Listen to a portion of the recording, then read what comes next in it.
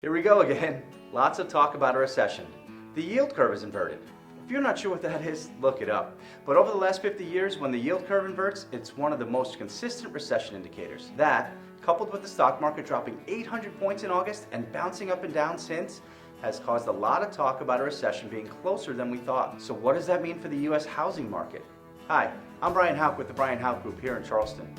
Interestingly enough, homeowners in the U.S. have over $6.3 billion in equity in their homes. Only 4.1% of homeowners have negative equity, compared to over 25% back in 2010. So, as we think about a recession and how it relates to the housing market, we need to look at factors like this. With $6.3 billion of equity in homes, most homeowners aren't going to need bailing out. Also, according to the Urban Institute, over 37% of homes don't even have a mortgage on them. During the last crash, people were taking equity out of their homes and buying boats and cars. They were using their homes like they were ATM machines. But now, people are keeping their money in their homes. Let's take a look at CoreLogic's latest report, where they break down the anticipated increase in appreciation. If you look at this graph, all states, with the exception of Texas, are seeing an increase in appreciation. Sorry, Texas.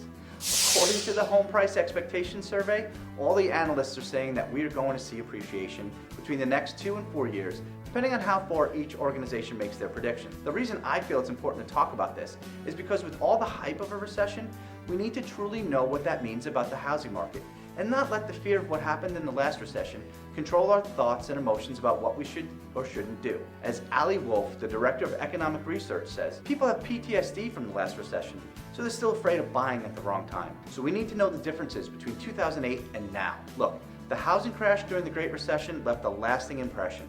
But as we look ahead to the next recession, it's important to recognize how unusual the conditions were that caused the last one, and what's different about the housing market today. Rather than an abundance of homes, we have a shortage of new home supply. Rather than risky borrowers taking on adjustable rate mortgages, we have buyers with sterling credit scores taking out predictable 30-year fixed rate mortgages. The housing market is simply much less risky than it was 15 years ago. Bottom line, we are in a totally different time. Many of the economic indicators are totally different. So is the easy ability to get a loan, as well as the types of loans that are available. So let's not make this something that it isn't.